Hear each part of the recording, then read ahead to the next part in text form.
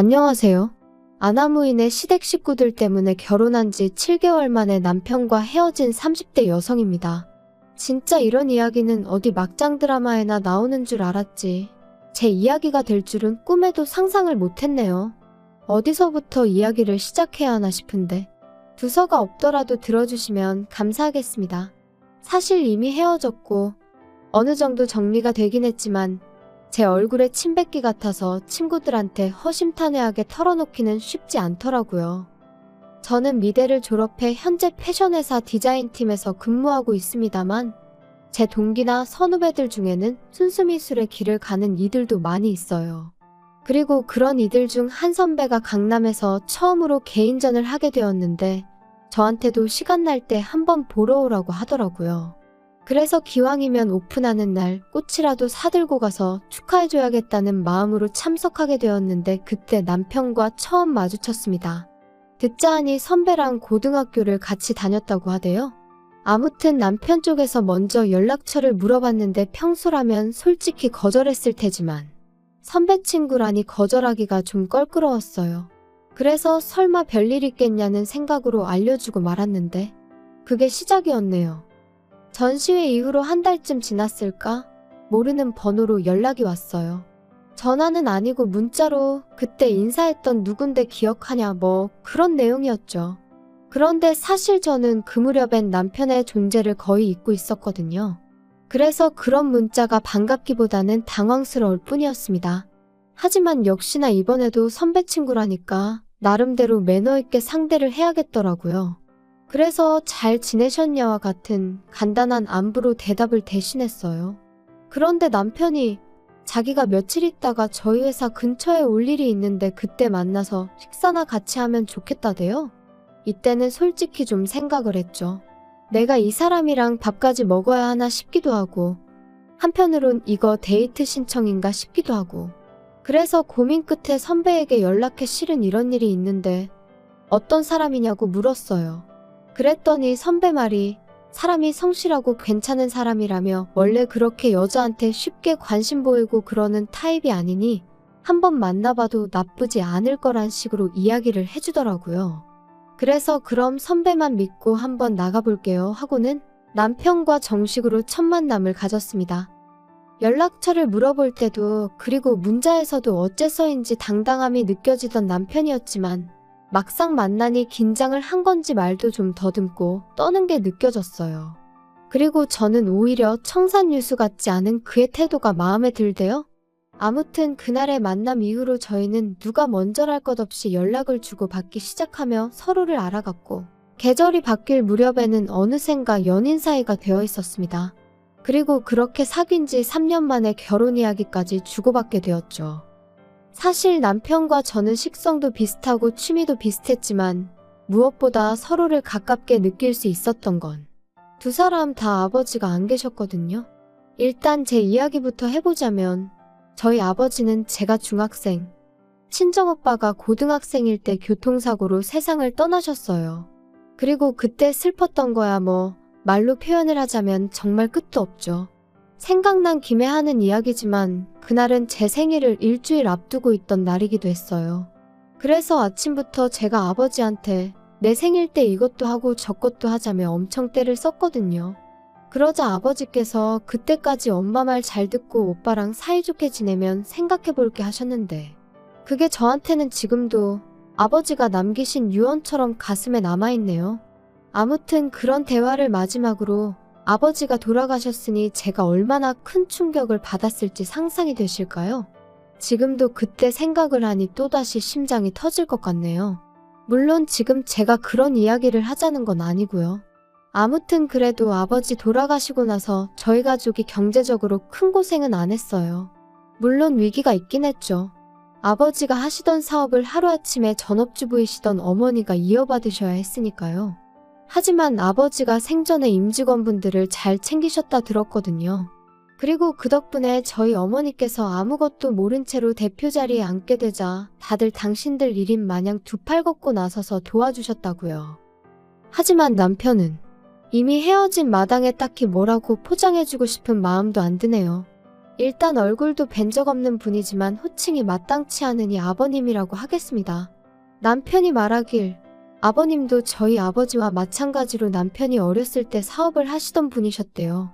하지만 거듭된 사업 실패와 주식 투자로 결국 남편이 중학교를 졸업할 무렵엔 집안 사정이 매우 어려워졌고 이를 참지 못한 어머님이 먼저 이혼을 요구하셨나 봐요.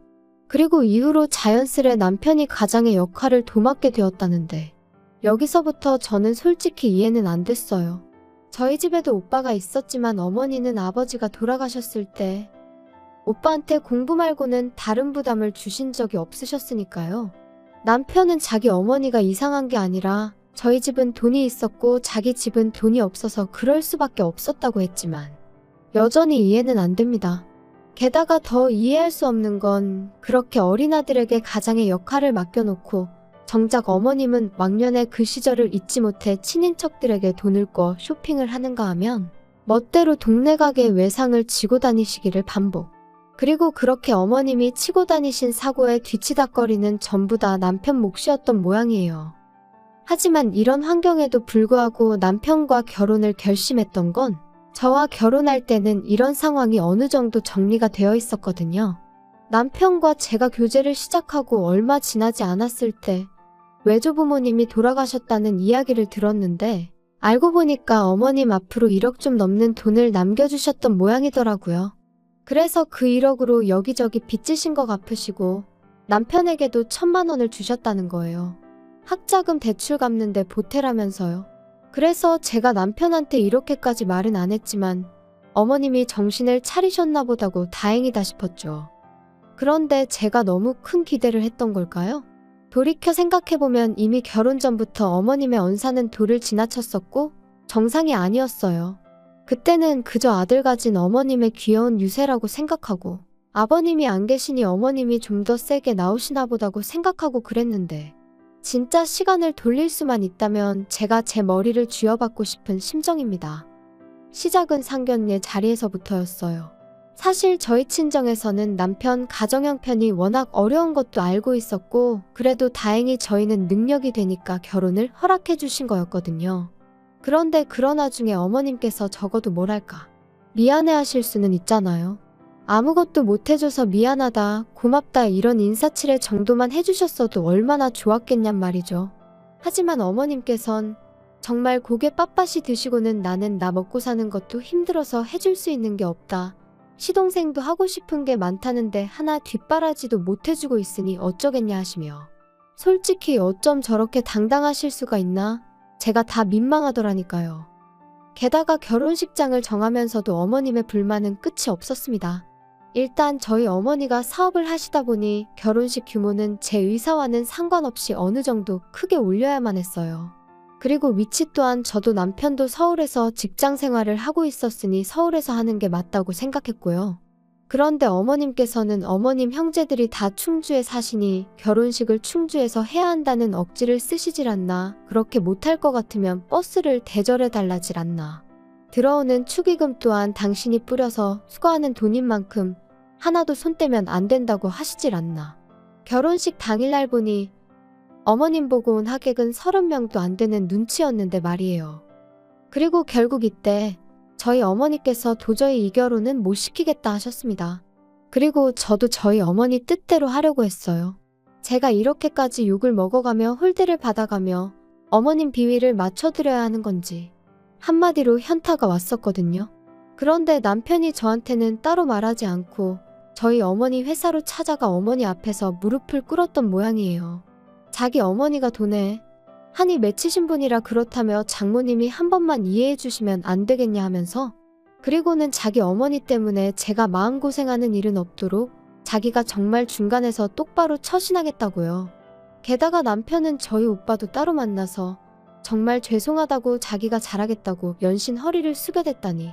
그래서 결국 저희 가족들이 그래도 남편 하나는 제정신이구나 생각하고 마음을 겨우 돌렸던 거죠. 저도 그런 남편의 정성에 한 번 더 믿어보기로 했던 거고요. 이후로 결국 저희는 서울에서 식을 올렸습니다. 버스는 대절해드렸지만 축의금은 식대정산하고 남은 것만 돌려드렸어요. 그랬더니 어머님이 당신 돈을 저희가 멋대로 썼다며 내용 증명을 보내시겠다는 억지를 쓰셨는데 이때는 저도 너무 짜증이 나서 그러세요 했더니 사가지가 있네 없네. 그리고는 저더러 찾아오지도 마라. 연락도 하지 마라 꼴도 배기 싫다 하셔서 내하고 말았죠. 한편 친정 어머니께서는 제 앞으로 덜컥 7억짜리 집 한 채를 증여해 주셨습니다. 보아하니 남자 쪽에선 정말 아무것도 안 해오게 생겼고 원래는 입버릇처럼 네 능력으로 시집가라 하셨지만 솔직히 저도 사회생활한 지 10년도 안 됐던 데다가 모아놓은 돈이라곤 9천만 원이 전부였거든요. 그러니 어머니가 보시기에도 답이 없다 싶으셨는지 집을 해주신 거예요. 참고로 오빠 장가갈 때보다 더 비싼 집을 해주셨어요. 오빠는 나중에 사업체도 물려줄 거니까 그때 가서 너무 서운해하지 말라면서요. 참고로 이런 대화는 진지하고 심각한 분위기로 오간 것은 결코 아닙니다. 저는 처음부터 어머니 사업에는 관심이 없기도 했고요.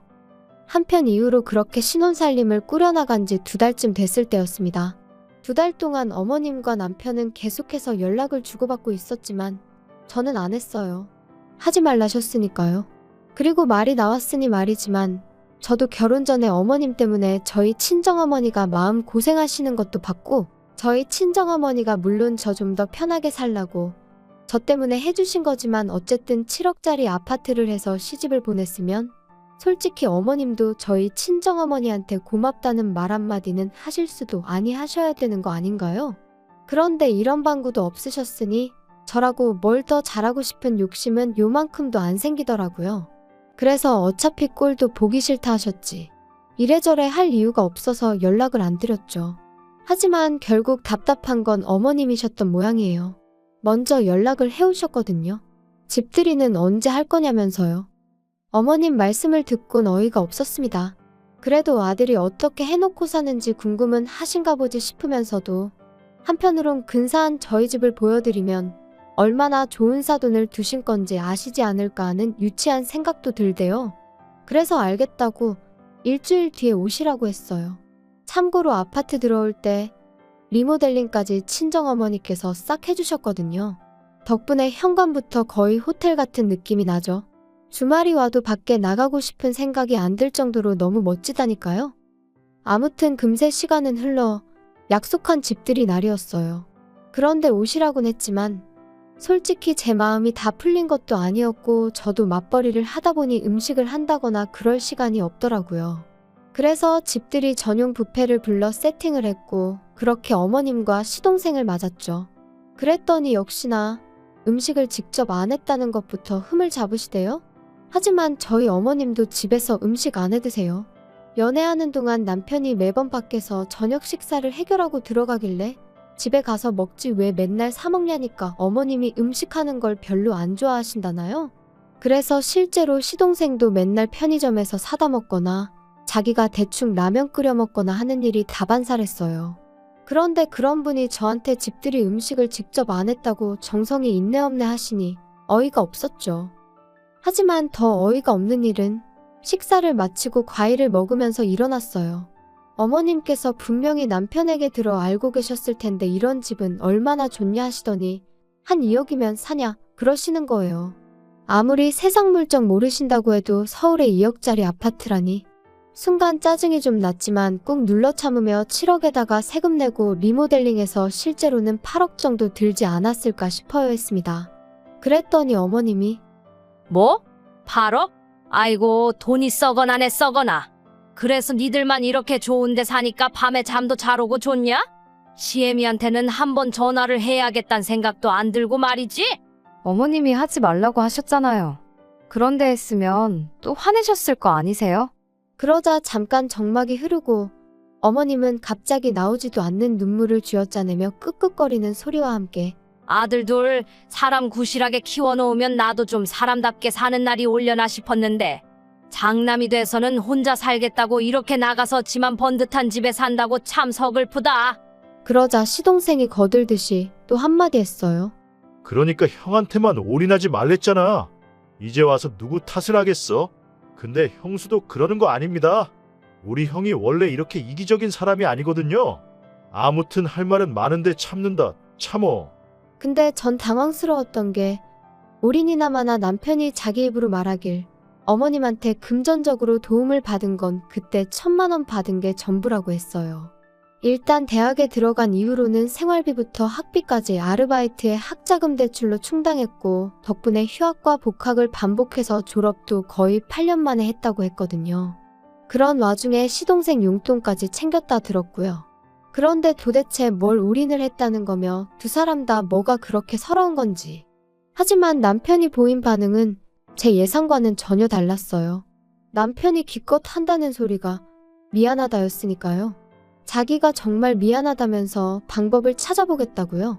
그리고는 조금만 참아달라고 그러는데 무슨 방법을 어디서 찾을 거며 뭘 조금만 참으라는 건지 내가 지금 꿈을 꾸나 싶을 정도로 옆에서 남편과 어머님이 나누는 대화가 현실감이 없더라고요.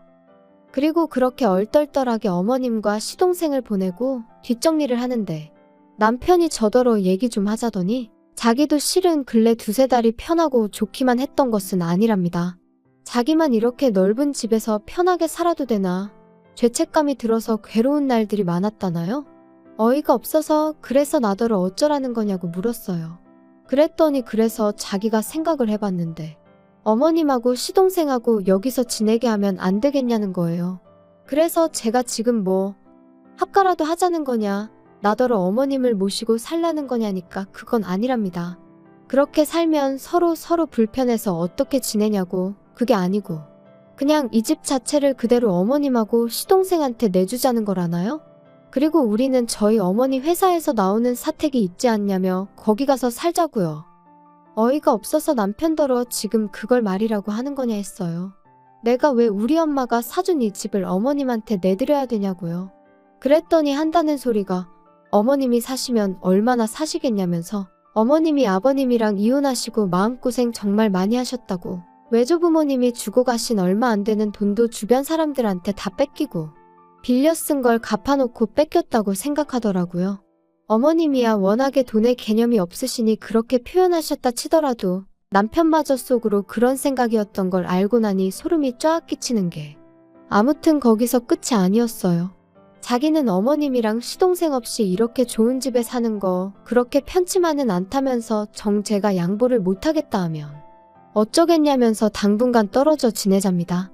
우리가 부부긴 하지만 그래도 제가 스스로 돌아보고 생각할 시간을 주겠다면서 말이에요.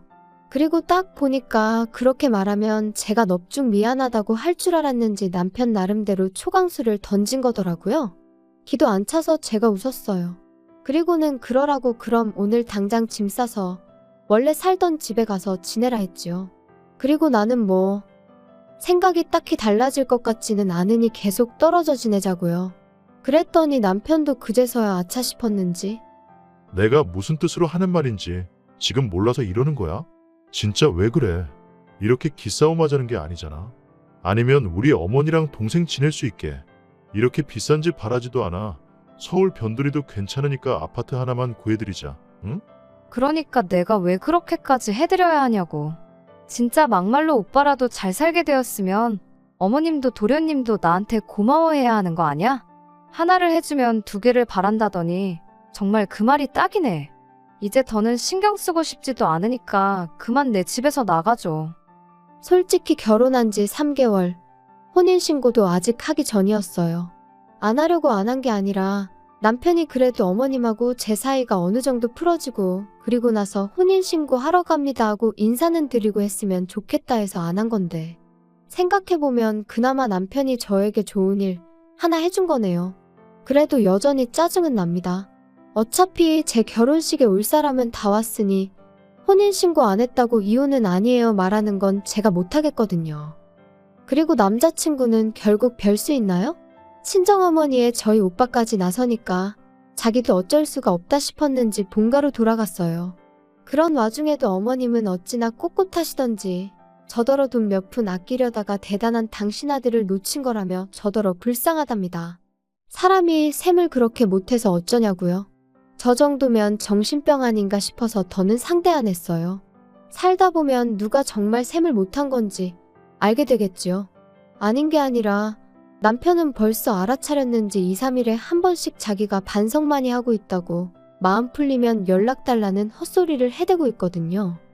생각하면 할수록 제가 그때 결단을 내리지 않았다면 지금쯤 밑빠진 독에 물 퍼부으며 살고 있었겠다 싶어요.